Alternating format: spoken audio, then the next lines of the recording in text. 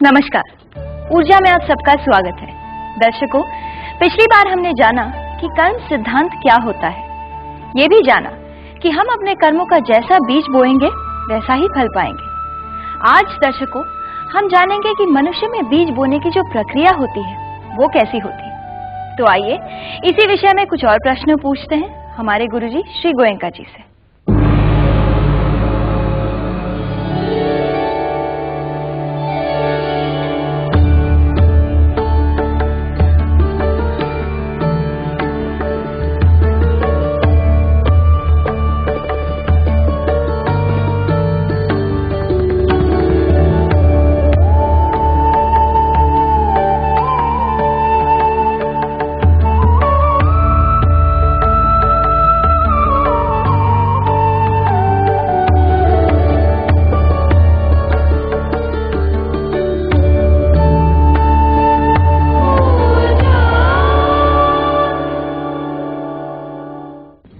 प्रणाम गुरुजी। सुखी हो बेटे। प्रणाम माता जी। गुरुजी, पिछली बार आपने कर्म सिद्धांतों को बीज और फल के आधार पर हमें समझाया, तो गुरुजी आज हमें ये बताइए कि ऐसा कौन सा कर्म बीज बनेगा जिसके आधार पर हमें फल भुगतने पड़ेंगे। बेटी, वैसे तो हमें सारे कर्म सुधारने चाहिए। काया का कर्म भी सुधारें, वाणी का कर्म भी सुधारें, और मुख्य बात तो मन के कर्म की है। ये तीनों सुधरे तब धर्म का सार आया। तो कायिक कर्म सुधार ले, वाचिक कर्म सुधार, मन के कर्म सुधार ले, यही धर्म का सार। जो कर्म बनता है वो मन में बनता है, और उसके बाद वो बढ़ते बढ़ते बढ़ते बढ़ते वाणी पर प्रकट होता है, तो वाणी का कर्म हो गया। और बढ़ते बढ़ते बढ़ते बढ़ते शरीर पर उतरता है, तो शरीर का कर्म हो गया। जो उद्गम है, जो उत्पत्ति है, जो आरंभ है, वो मन से है। जैसे समझे कि किसी व्यक्ति से मेरे संबंध बिगड़े हुए हैं, उसे देखते ही मन ने काम करना शुरू किया। क्रोध आया, द्वेष आया, दुर्भावना आई, बहुत तेज हुई वो, तो रहा नहीं गया, तो वाणी से दो चार गालियां निकाल दी। दुष्कर्म मन का था, वाणी पर प्रकट हो गया। और तेज हुआ, और तेज हुआ, उसे दो चार चांटे लगा दिए, इस शरीर का दुष्कर्म हुआ। जैसे दुष्कर्म वैसे सत्कर्म भी। कोई बहुत दुखियारा व्यक्ति है, उसे देखते ही मन ने काम करना शुरू किया, बहुत करुणा जागी। वो मन का सत्कर्म, जो करुणा जागी, जो प्यार जागा, वो तेज हुआ, तेज हुआ, तेज हुआ, वाणी पर उतर आया। तो सांत्वना के दो शब्द कह दिए, प्यार के दो शब्द कह दिए, वाणी का सत्कर्म हो गया। और तेज हुआ, और तेज हुआ, शरीर पर उतर आया, तो अपने पास कुछ था तो उसे दे दिया, उसकी सहायता कर दी, तो शरीर का सत्कर्म हो गया। तो प्रमुख तो मन का ही कर्म है।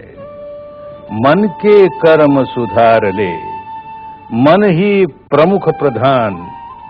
कायिक वाचिक कर्म तो मन की ही संतान। जैसा मन है उसी की संतान।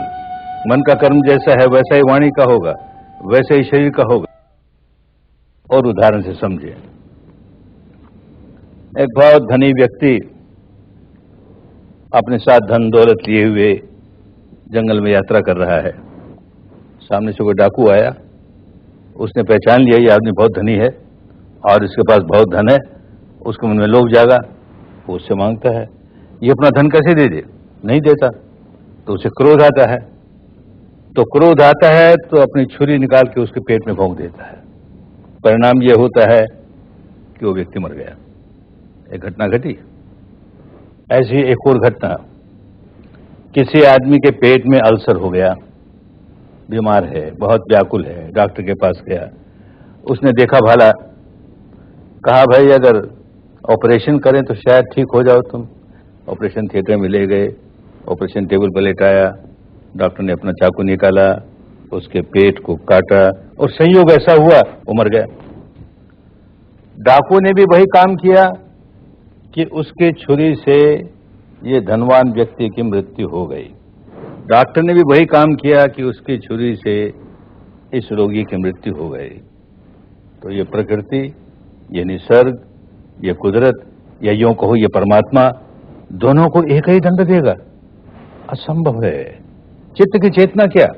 उस डाकू के चित्त की चेतना लोभ से भरी हुई और फिर क्रोध से भरी हुई, और यहां ये डॉक्टर के चित्त की चेतना प्यार से भरी हुई, करुणा से भरी हुई, इस चेतना से काम करता है। तो प्रकृति उसे जो फल देगी वो उसके चित्त की चेतना के अनुसार देगी, शरीर के कर्म के अनुसार नहीं।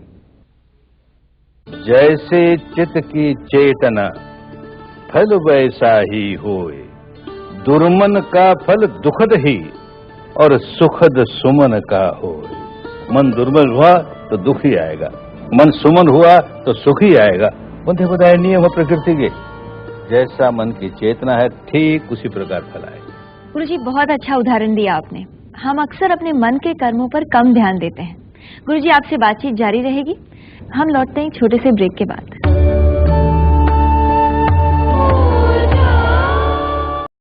गुरुजी आपने जो मन के कर्मों की बात की, उसके अनुसार हम जो मन में सोचते हैं वही बीज हुआ ना?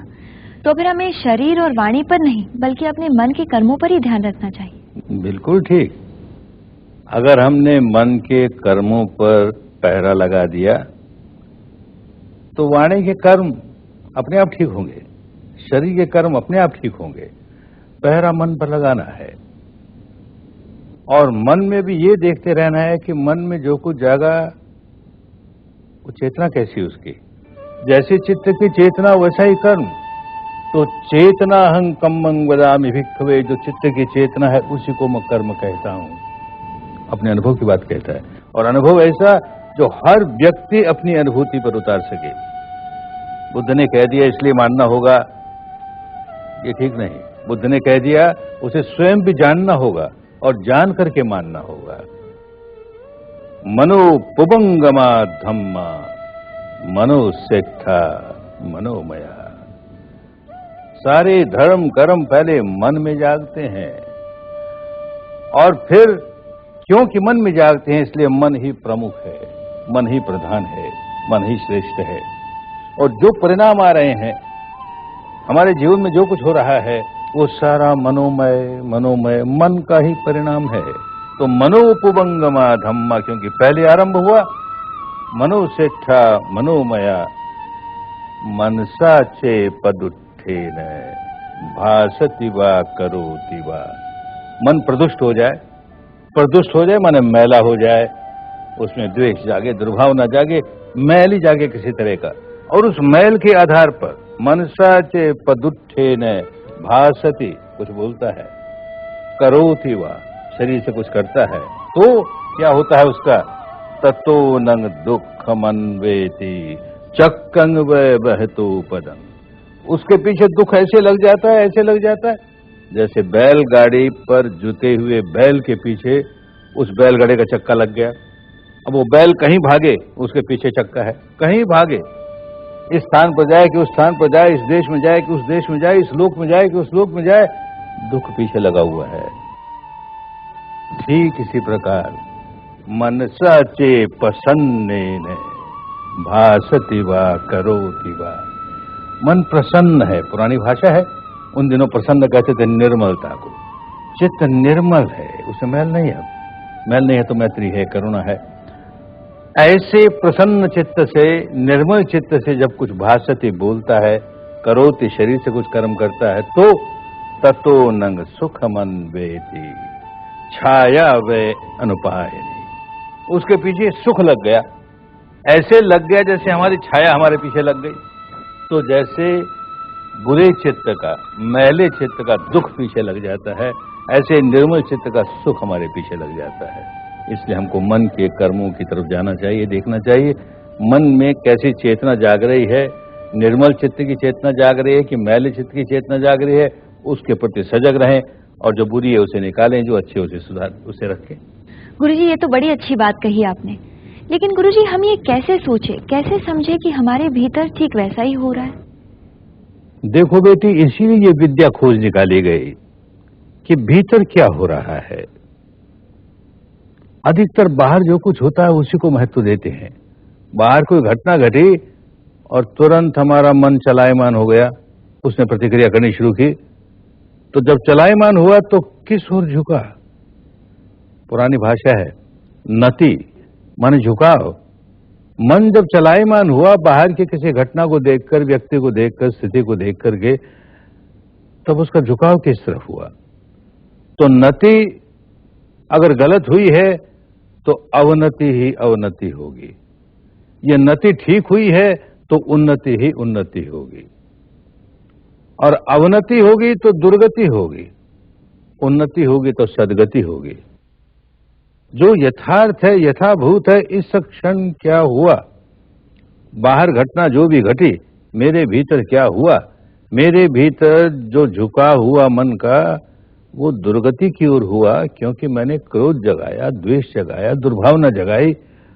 और कठिनाई ये हो गई कि बार बार ऐसा होता है और बार बार वही नति होती है, बार बार ऐसे होता है, बार बार वैसे झुकाव होता है, तो एक स्वभाव बनता चला गया और फिर तो हम उस स्वभाव के गुलाम हो गए। इसी को हम बदलें उन्नति की ओर। अनचाही बात हुई तो भी अपने मन में हम कभी भी अवनति का संस्कार नहीं बनाएंगे, उन्नति का संस्कार बनाएंगे। बेचारे का भला हो, इसका मंगल हो, इसका कल्याण हो, तो बात बदल गई। तो अब हमारा जो झुकाव है वो उन्नति की ओर है, कल्याण की ओर है, क्योंकि मन में मंगल भावना जागती है, मन में क्रोध नहीं जागता। अगर हमने ऐसा स्वभाव बना लिया जो चित्त को मैला करने का ही है, तो इध तपति पिच्च तपति पापकारी उभयत्थ तपति, जो इस तरह का काम करता है यहां भी संतापित होता है, वहां भी संतापित होता है, सारे जीवन संतापित संतापित संतापित, और मरने के बाद भी संतापित, क्योंकि वो उस धारा में पड़ गया। और ठीक इसी प्रकार मन को निर्मल करके उस ओर झुकाता है अपने मन को, तो इध नंदति पिच्च नंदति कत पुण्यो उभयत्थ नंदति, यहां भी आनंदित है और आगे भी आनंदित है, आनंदित है, आनंदित है, मृत्यु के बाद भी आनंदित है। हम अपनी धारा बनाते हैं, सुख की बनाए, दुख की बनाए, और ये धारा आरंभ होती है हमारे चित्त की चेतना से। इतनी बात समझ में आ जाए और इतनी बात अनुभूति पर उतरनी शुरू हो जाए, मुक्ति का रास्ता मिल गया। जी गुरुजी, अब हमें आपकी बात बहुत ही अच्छी तरह से समझ में आई कि हमें अपना पूरा ध्यान रखना चाहिए कि हमारे मन के विचारों का झुकाव किस ओर है। बिल्कुल, उसी से हम अपने मन को सत्कर्मों की ओर ले जा पाएंगे। बिल्कुल। तो दर्शकों, आप भी इसी बात पर जरा सोचिएगा। हम लौटते हैं एक छोटे से ब्रेक के बाद।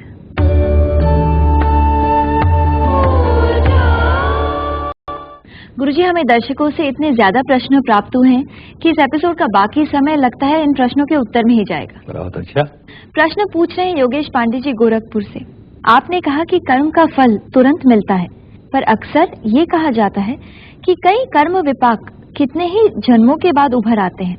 लेकिन गुरुजी, ऐसा क्यों होता है कि जब वो कर्म फल उभर आए तब हमें पता क्यों नहीं होता कि हमने ऐसे कौन से कर्म किए थे जिसके कारण ये कर्म फल उभरे हैं? पहली बात तो ये कि कर्म का फल अब भी मिलता है और कर्म का फल कई जन्मों के बाद भी मिलता है, दोनों सही है। जैसे हम दुष्कर्म करते हैं, चित्त को मैला करते हैं, तो जैसे जैसे हमने ऐसा बीज बोया दुष्कर्म का, वो हमें व्याकुल बना रहा है, क्योंकि हमने मैले चित्त का बोया, तो उसका फल भी बीज के साथ आ रहा है। हम व्याकुल हो रहे हैं, व्याकुल हो रहे हैं, व्याकुल हो रहे हैं।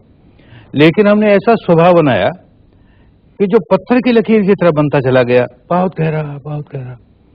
अब उसका हो सकता है कि अगले जन्म में आए, हो सकता है और बाद में आए, तो कितना गहरा हमने संस्कार बनाया, उसका फल आने में देर भी लग सकती है। प्रकृति में हम दिन रात देखते हैं, कोई फसल उगाए, 3 महीने फसल तैयार हो गई। कोई बीज हमने बोया, पेड़ खड़ा हुआ, 100 बरस के बाद फल देना शुरू किया, ऐसे पेड़ भी होते हैं। तो ये प्रकृति का अपना नियम। प्रकृति देखती है कि इसका फल कब पके, जब पकेगा तब मिलेगा। हम बीज डाले ही क्यों, फिर चिंता मिट जाएगी हमको कि अब फल आया कि बाद में फल आया। और ये नहीं मालूम हो सकता कि हमको जो फल आया है वो अमुक बीज का आया है, हमको उससे लेन देन भी नहीं। हमारा कपड़ा मैला है और हमारे पास साबुन है, हमारा काम है कि हम उस कपड़े का मैल उतार दें साबुन को इस्तेमाल करके। हम ये नहीं देखते कि ये मैल कब लगा था, कैसे लगा था, कहां से लगा था। मैल है ना और साबुन है, बस दूर करो उसको। तो उस जंजाल में नहीं पड़ना चाहिए कि ये कौन से कर्म का फल आया, हमको उससे लेन देन नहीं। फल आया है और हम उसको दूर कर सकते हैं, इस माने में कि उसको बढ़ने नहीं देंगे। जी गुरुजी, अगला प्रश्न है, पंजाब से आया है, पूछ रहे हैं पुनीत शर्मा जी। मैं सारे शीलों का पालन कर लेता हूँ, लेकिन एक शील ऐसा है कि परिस्थितियों वश झूठ बोल जाता हूँ, तो मैं क्या करूँ? मन को मजबूत करो, क्योंकि ये इतना आवश्यक शील है। जरा फिसले कि फिसलते ही चले जाएंगे और बार बार झूठ बोलेंगे और बार बार कहेंगे ऐसी परिस्थिति में और क्या करता, झूठ बोलना ही पड़ा मुझे, इस परिस्थिति में बोलना ही पड़ा मुझे। और जहां झूठ की बात बढ़ती चली गई वहां और शील भी तोड़ते चले जाओगे। इसलिए मन को मजबूत करके इस शील को पक्का करो, बहुत कल्याण होगा। धन्यवाद गुरुजी। गुरुजी, अगला प्रश्न है, धर्म ग्रंथों के अनुसार धर्म संस्थापन के लिए केवल परित्राणाय साधुनाम न होकर विनाशाय च दुष्कृताम भी आवश्यक है, इस पर आप क्या कहेंगे? सचमुच आवश्यक है, दोनों ही आवश्यक है। जब धर्म अपने शुद्ध रूप में जागता है तो क्या करता है कि जो सज्जन हैं, भले लोग हैं, वो और भले बनते चले जाते हैं। कहीं भूल चूक के गलतियां भी होती थी तो उससे निकल जाते हैं। तो ये जो उनके चित्त की निर्मलता और अधिक बढ़ती है, उनके सत्कर्म और अधिक बढ़ते हैं, तो उनका परित्राण होने लगा, माने गलत काम नहीं करेंगे, बच गए अपने आप। और जो बुरा काम करने वाले हैं उनको भी अगर धर्म मिल जाए, अपने अंदर क्या जगाया हमने, इस जगाने से तो मैं व्याकुल हुआ, तो व्याकुल कोई अपने आप को करना नहीं चाहता। तो जैसे जैसे वो धर्म को समझता चला जाएगा और धर्म को जान करके अपने को विकारों से मुक्त करता चला जाएगा, वैसे वैसे दुष्कृत नहीं करेगा। दुष्कर्म करने वालों को मार देने से उसका दुष्कर्म दूर नहीं हुआ, फिर जन्म लेके वैसा ही कर्म करेगा, वो स्वभाव तो उसका वही बना रहा। तो धर्म मिल जाए तो उसका दुष्कर्म करने का स्वभाव छूट जाए तो नाश हो गया, उसके दुष्कर्म का नाश हो गया। जी गुरुजी। दर्शकों, जाइएगा नहीं, मिलते एक छोटे से ब्रेक के बाद।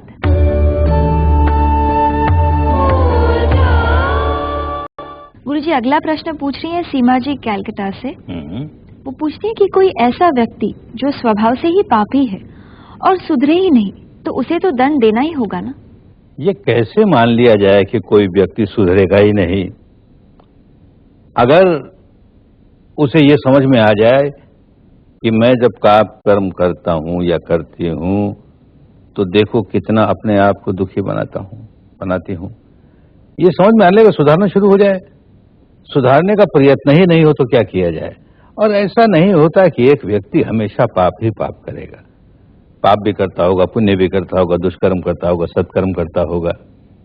संत ईसा मसीह के जीवन की एक घटना, एक महिला पर यह आरोप लगा कि ये दुराचारणी है, उसने दुराचार किया। अब उन दिनों की प्रथा के अनुसार इसको पत्थरों से मार मार के मार दो। लोग इकट्ठे हो गए, उसे पत्थर मार रहे हैं। अब ये तो करुणा का पुत्र है, मैत्री का पुत्र है, करुणा जागिए, ये क्या कर रहे हैं?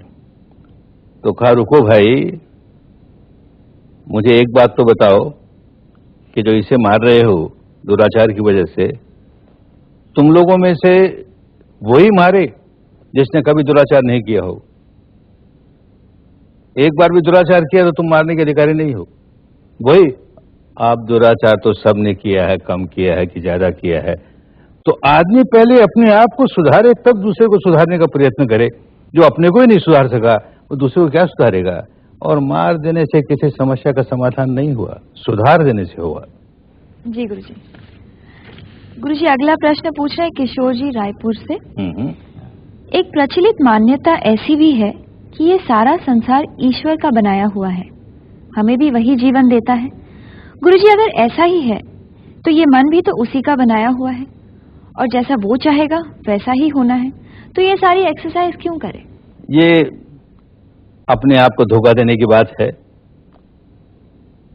अगर सचमुच ईश्वर ने बनाया है तो ईश्वर ने ये नियम भी तो बनाए हैं कि तुम दुष्कर्म करोगे, अपने मन को मैला करोगे, तुम्हें दंड मिलेगा। सत्कर्म करोगे, अपने मन को निर्मल करोगे तो तुम्हें पुरस्कार मिलेगा। अगर ईश्वर का बनाया हुआ है तो ये नियम भी तो ईश्वर का बनाया हुआ है।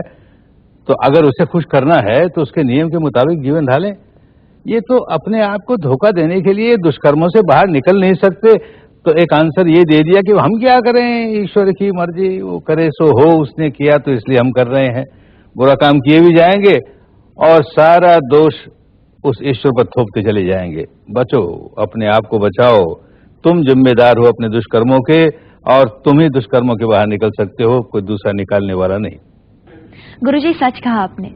अपने कर्मों की जिम्मेदारी खुद पर ना आए, इसलिए हम किसी अन्य को कारण बताकर उससे बच निकलने की कोशिश करते हैं, लेकिन कुदरत का कानून ही है कि हम बच नहीं सकते। बिल्कुल। गुरुजी, ये एपिसोड यहीं पर समाप्त होता है। प्रणाम गुरुजी। सुखी हो। प्रणाम माता जी। तो दर्शकों, आप इसी तरह हमें प्रोत्साहन देते रहें अपने खत भेजकर। अगले हफ्ते इसी दिन इसी समय मिलते हैं ऊर्जा में। नमस्कार।